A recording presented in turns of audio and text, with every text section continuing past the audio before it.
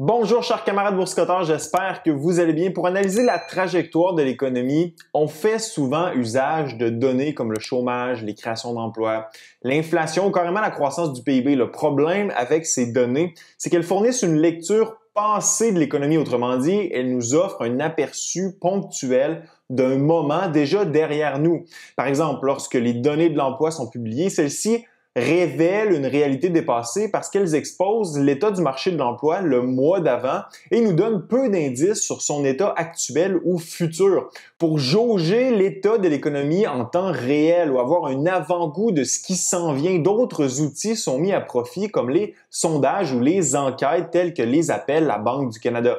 D'ailleurs, cette semaine, deux de ces enquêtes, l'une sur les entreprises et l'autre sur les consommateurs, ont été publiées et tout semble pointer vers un ralentissement significatif de l'économie canadienne. D'abord, commençons par parler des consommateurs canadiens parce que ça ne va pas très bien pour eux ou pour nous, devrais-je dire. Du côté des bonnes nouvelles, les Canadiens s'attendent à moins d'inflation au cours des 12 prochains mois, 6 % dans un an, un peu plus de 4 % dans 2 ans et 3 % dans 5 ans. La mauvaise nouvelle, c'est que les attentes sont bien au-dessus de la cible de la Banque du Canada et que les Canadiens perçoivent une inflation à 7 % malgré le fait que celle-ci est actuellement mesurée à 5,2 % par Statistique Canada.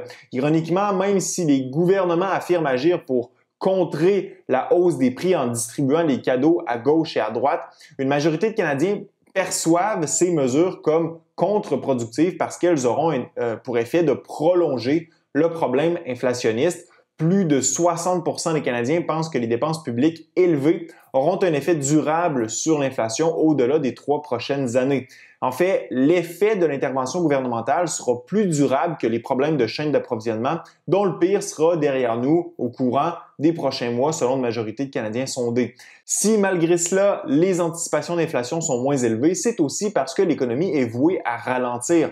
Les Canadiens sont écrasés par la hausse des taux d'intérêt. Dans son rapport, la BOC note la situation financière des ménages est mise à mal par l'inflation élevée et les taux d'intérêt à la hausse viennent accroître cette pression. Le nombre de répondants considérant que leur situation financière s'est détériorée a plus que doublé comparativement à la période de resserrement monétaire de 2017 à 2018. Près de 17 % des Canadiens affirment que l'inflation a beaucoup détérioré leur situation financière et 39 % qu'elle a légèrement détérioré leur situation financière. Donc, plus d'un Canadien sur deux a vu sa situation financière se détériorer en raison de l'inflation. Pour ce qui est de la hausse des taux d'intérêt, près de 13 % des Canadiens affirment qu'elle a beaucoup détérioré leur situation financière et 19 % qu'elle l'a légèrement détériorée. C'est donc un Canadien sur trois qui a vu sa situation financière se détériorer en raison de la hausse des taux d'intérêt. Ceux qui souffrent le plus sont les propriétaires, mais surtout ceux dont leur hypothèque est à taux variable. 60 % des propriétaires dont l'hypothèque est à taux variable affirment avoir été touchés financièrement par les hausses de taux d'intérêt versus 52 % pour les propriétaires dont l'hypothèque est à taux fixe. Sans surprise, les conséquences directes de cet effritement du pouvoir d'achat ou de la situation financière des Canadiens, eh bien, c'est qu'ils dépensent moins. Près de 31 % des Canadiens ont indiqué moins souvent voyager et séjourner à l'hôtel et 37 % faire moins de sorties au restaurant ou pour d'autres activités sociales. Ça démontre que la demande pour les services est appelée à fléchir. Dans une économie comme celle du Canada où 70 % de celle-ci repose sur les services, ce n'est pas un bon signe. Que leur situation financière se soit détériorée ou pas, une bonne partie des Canadiens disent dépenser moins et que l'accès au crédit est plus difficile, ce qui sous-entend qu'ils ne consomment pas au niveau où ils aimeraient le faire.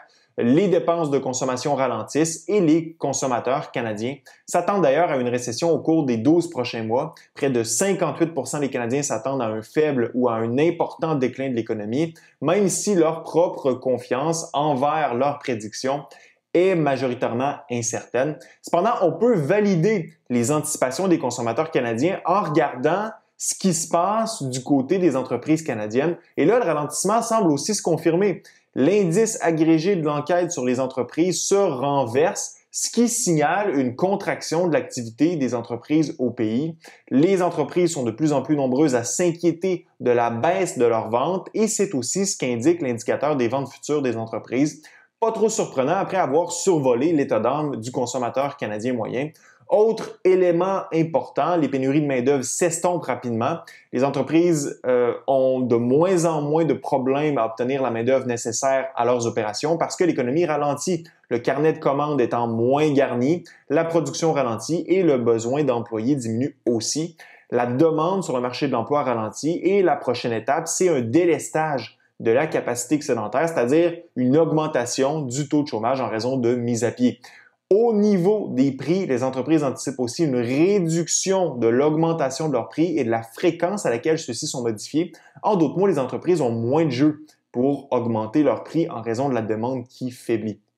Enfin, le portrait que brossent ces deux enquêtes effectuées par la Banque du Canada est clair. Le resserrement monétaire opéré par la Banque centrale fonctionne.